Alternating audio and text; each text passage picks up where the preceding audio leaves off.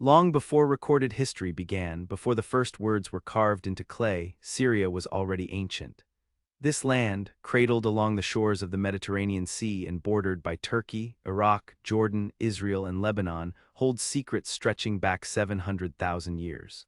In the Dedeirieh cave near Aleppo, archaeologists discovered bones that tell a remarkable story. Neanderthals once called this place home, generation after generation occupying these sheltered spaces for thousands of years. The cave walls witnessed the slow passage of ice ages and warming periods, sheltering our distant cousins through countless seasons of survival. Around 100,000 years ago, modern humans arrived in Syria, leaving behind the first traces of our own species: skeletons, crude ceramics, simple tools. The land witnessed what may have been great migrations, waves of people moving across the region, though the reasons remain shrouded in mystery. Some scholars point to dramatic changes in pottery styles and tool-making techniques as evidence of these movements. Yet these shifts might tell a different story. Perhaps they speak not of mass migrations but of ideas traveling between neighboring communities, of innovations spreading through trade and cultural exchange. Without written records, the ancient travelers left us only fragments, forcing us to piece together their story from broken ceramics and scattered tools. 15,000 years ago, something profound happened in Syria. The climate began to shift, transforming the landscape and challenging the people who lived there. Faced with these changes, ancient Syrians made a revolutionary decision. They abandoned the wandering life of hunters and gatherers and embraced agriculture. Whether driven by environmental necessity or influenced by migrating peoples who brought farming knowledge, communities began cultivating crops and establishing permanent settlements. Fields replaced hunting grounds and villages sprouted where camps once stood. This agricultural revolution, though its origins remain debated, would forever change human civilization in this fertile land. By 6,000 years before the Common Era, permanent settlements dotted the Syrian landscape. Tel Brak emerged as one of the earliest urban centers, challenging everything scholars thought they knew about civilization's origins. For generations, historians believed with certainty that civilization began in southern Mesopotamia, in the land of Sumer, then spread northward like ripples in a pond. But the discovery and excavation of Tel Brak shattered this comfortable narrative. Could civilization have actually begun in the north, or did multiple centers of urban culture arise simultaneously across Mesopotamia? The debate continues to divide scholars, each side armed with compelling evidence from their excavations. Two cities would rise to dominate ancient Syria, Mari and Ebla, both founded after the Sumerian cities to the south but destined to become centers of culture and power in their own right. Mari arose in the 5th millennium before the Common Era, while Ebla followed in the 3rd millennium. Both cities looked to Sumer as their cultural ancestor, adopting Sumerian writing, worshipping Sumerian gods, and dressing in Sumerian fashion. Yet they developed their own distinct identities, becoming wealthy trade hubs where caravans converged and merchants haggled over exotic goods. Their palaces housed vast libraries of clay tablets inscribed in cuneiform script, recording everything from royal decrees to personal letters, from business contracts to religious hymns. In 2334 BCE, a conqueror's shadow fell across Syria. Sargon the Great, ruler of the Akkadian Empire, marched his armies into the region and brought Mari and Ebla under his control. The conquest was devastating. Whether Sargon himself, his grandson Naram-Sin, or even the Ebalites in their own internal conflicts destroyed the cities remains a mystery debated by scholars to this day.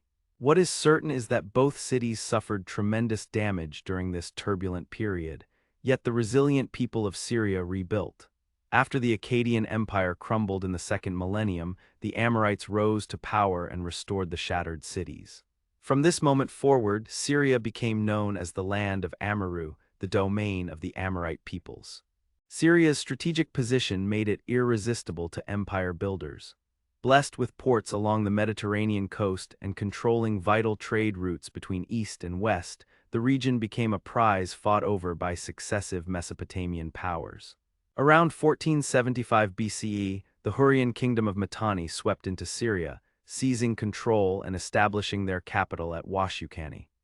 They ruled for 2 centuries until the mighty Hittite king Suppiluliuma I conquered them between 1344 and 1322 BCE. The Hittite king didn't destroy the Mitanni completely. Instead, he placed Hittite puppet rulers on their throne, transforming former enemies into vassals who served Hittite interests. Egypt had traded with Syria since 3000 BCE, their merchants traveling north to exchange goods at Syrian ports. But Egypt wanted more than trade, they wanted control. As the Hittites expanded their influence down the Mediterranean coast, threatening Egyptian interests, tensions escalated. Suppiluliuma I had established strong bases in Syria, using them to launch raids into Egyptian territory. The two great empires possessed equally powerful armies, creating a dangerous stalemate. Neither could gain decisive advantage, though both desperately wanted Syria's wealth and strategic position.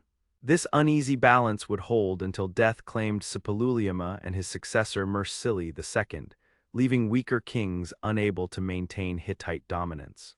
In 1274 BCE, two great armies faced each other at Kadesh in Syria. The Egyptian pharaoh and the Hittite king both claimed the valuable trade center, and neither would yield. The battle that followed became legendary, though its outcome remained ambiguous. Both sides declared victory, both erected monuments celebrating their triumph, yet neither achieved their objective. The stalemate at Kadesh did not go unnoticed. Far to the east, Assyrian kings watched carefully, seeing opportunity in the weakness of their rivals.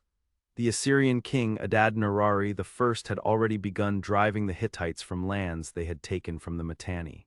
His successor, Tukulti-Ninurta I, would deliver an even more devastating blow at the Battle of Nihriya around 1245 BCE, decisively crushing Hittite military power. As the Hittites weakened, the Amorites attempted to reclaim their ancestral lands in Syria. For centuries, they struggled against Assyrian expansion, gaining territory only to lose it again in endless cycles of war. Eventually, the Middle Assyrian Empire rose to dominance, bringing stability through conquest and superior military organization. But this hard-won peace would not endure. Around 1200 BCE, a catastrophe struck the entire Mediterranean world. Mysterious invaders called the Sea Peoples swept across the region, toppling kingdoms and burning cities. This Bronze Age collapsed through Mesopotamia into chaos. Old powers fell, new ones rose, and Syria changed hands repeatedly as various forces fought for control of the devastated land. Order would eventually return to Syria, but under new masters. The Neo-Assyrian Empire, beginning with King Adad-nirari II in 912 BCE, methodically conquered the entire region. Assyrian armies swept south through the Levant with unstoppable force, ultimately conquering even mighty Egypt itself. The Assyrian Empire became the first true superpower to unite the ancient Near East under a single authority. Their rule brought unprecedented organization and infrastructure, connecting distant provinces through royal roads and efficient administration. For over 2 centuries, the Assyrians maintained their grip on Syria, making it a vital province in an empire that stretched from the Persian Gulf to the Nile Delta. In 612 BCE, the mighty Assyrian Empire fell, and Babylon inherited its western territories. The Babylonians marched into Syria and destroyed Mari once more, asserting their control with devastating force. After centuries of war, Syria finally had a new name that would endure. When the Greeks arrived with Alexander the Great in 332 BCE, they continued calling the Western territories Syria, a name derived from the ancient Assyria but now applied specifically to this Mediterranean region. The Aramaeans had become the dominant population by this time, and their alphabet spread throughout the area. This script, which the Assyrian king Tiglath-Pileser III had once adopted to replace Akkadian, would influence writing systems for centuries to come. Babylon ruled Syria from 605 to 549 BCE, until Persian power rose in the east. The Achaemenid Persian Empire conquered Babylon and absorbed its territories, including Syria, ruling for over 2 centuries. Then came Alexander the Great in 332 BCE, sweeping through the region like a storm, conquering everything before him. After Alexander's death in 323 BCE, his empire fractured among his generals. The Seleucid Empire claimed Syria as their prize, ruling until they weakened under constant attacks by the Scythians. In 83 BCE, the Armenian king Tigranes the Great marched into Syria, and rather than resisting, the Syrian people welcomed him as a liberator from Seleucid oppression. Syria's freedom under Armenian rule was brief. In 64 BCE, the Roman general Pompey the Great took the city of Antioch and declared Syria a Roman province. Over the following decades, Rome tightened its grip, completely conquering the region by 115 CE. By this time, Amorites, Aramaeans, and Assyrians comprised most of Syria's population, peoples whose cultural memory stretched back thousands of years. When Christianity spread through the Roman Empire, many Syrians converted, and these Christian communities would preserve ancient Mesopotamian traditions in unexpected ways. The descendants of Assyrian farmers built new villages atop ruined cities, maintaining agricultural traditions and keeping alive dim memories of ancient glories. The Bible itself became a vessel for these memories. Syria became one of Rome's most vital provinces, valued for its Mediterranean ports and lucrative trade routes. Both Julius Caesar and Pompey the Great recognized its strategic importance and invested heavily in the region. Syrian troops earned legendary reputations for their skill and courage in battle. During the First Jewish-Roman War in 66 CE, Syrian legionaries fought at the Battle of Beit Horon, where they were ambushed and slaughtered by Judean rebels. The loss of an entire legion shocked Rome and convinced the emperor that crushing the rebellion required overwhelming force.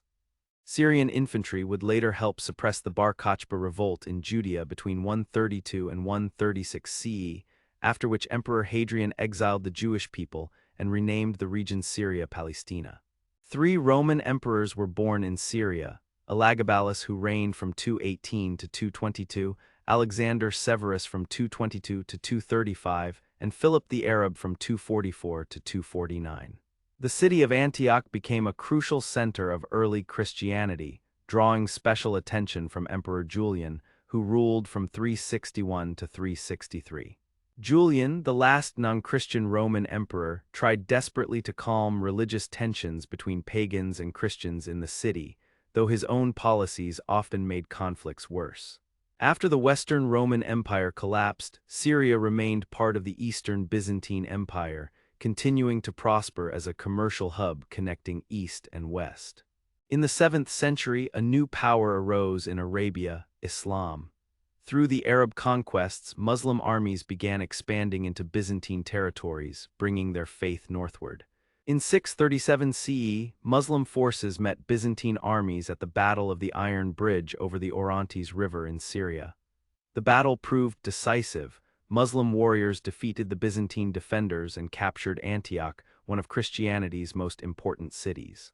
This stunning victory marked the end of Byzantine control over Syria and the beginning of Muslim rule. The Byzantines would never reclaim the region, and Syria became absorbed into the rapidly expanding Rashidun Caliphate. For ordinary Syrians, the change from Byzantine to Muslim rule was less dramatic than one might expect. The Muslim conquerors practiced remarkable religious tolerance, allowing Christians to continue worshipping freely. However, non-Muslims could not serve in the Rashidun army, and since military service offered steady employment and social advancement, many Syrians gradually converted to Islam. Whether this conversion came from economic necessity, genuine spiritual conviction, or a combination of both remains debated. What is certain is that Syria's religious landscape transformed steadily over the following centuries. The Islamic Empire expanded with extraordinary speed, and when Damascus became the capital, unprecedented prosperity flowed into Syria, which was divided into 4 provinces for easier governance. Syria's golden age under the Umayyad dynasty ended abruptly in 750 CE when the Abbasid faction overthrew them in a bloody power struggle. The new rulers moved the Islamic capital from Damascus to Baghdad, a decision that proved devastating for Syria's economy. Trade routes shifted, investment dried up, and the region entered a period of decline. Arabic became the official language, and the ancient tongues of Aramaic and Greek fell silent, surviving only in scholarly texts and remote villages. The magnificent cities that Rome had built and maintained began to deteriorate as the new government focused its attention and resources elsewhere, on territories closer to Baghdad. The centuries that followed brought Syria little peace. Various warlords and political factions fought over the region's resources with no regard for its people or its magnificent history. Ancient monuments crumbled, forgotten, and unprotected. Cities that had stood for millennia faced destruction not from time but from neglect and the endless violence of competing powers. The people who lived there, descendants of Amorites, Assyrians, Aramaeans, and countless others, suffered through invasion after invasion. This tragic pattern, beginning in the medieval period, would continue in varying forms through the centuries, bringing suffering to a land that had witnessed the rise of civilization itself and preserved humanity's earliest written records. Yet through all these upheavals, Syria's greatest legacy endured. The ancient tablets of Mari and Ebla, preserved beneath rubble and discovered centuries later, told stories that shaped human civilization. The biblical narratives, the fall of humanity, Cain and Abel, the Great Flood, all traced their roots back to Mesopotamian myths that first flourished in Syria. The concept of monotheism itself, which would transform world religion through Judaism, Christianity, and Islam, grew from ideas first developed by the ancient Assyrians in their worship of the god Ashur. Syrian Christians maintained these ancient traditions, blending biblical stories with memories of Assyrian glory. The Apostle Paul, a Roman citizen born in Tarsus, Syria, experienced his famous vision on the road to Damascus, launching Christianity's first evangelical missions from Syrian Antioch. Syria's cultural DNA ran through Western civilization's spiritual veins. From Neanderthal caves to agricultural revolution, from the great empires of Akkad and Assyria to Roman legions and Islamic conquest, Syria witnessed all the turning points of ancient history. Its cities rose as beacons of culture and learning, its people survived conquest after conquest, and its traditions shaped the religions that would dominate the Western world. The cuneiform tablets discovered in its ruins illuminated the origins of civilization itself. Syria was not merely a crossroads of empires, it was the birthplace of innovations in writing, law, governance, and faith that echo through millennia. Though kingdoms rose and fell, though conquerors came and went, the legacy of ancient Syria endured, woven into the fabric of human civilization. Enjoyed the video? Give it a thumbs up and don't forget to subscribe to the channel for more fascinating journeys through ancient history. See you in the next one.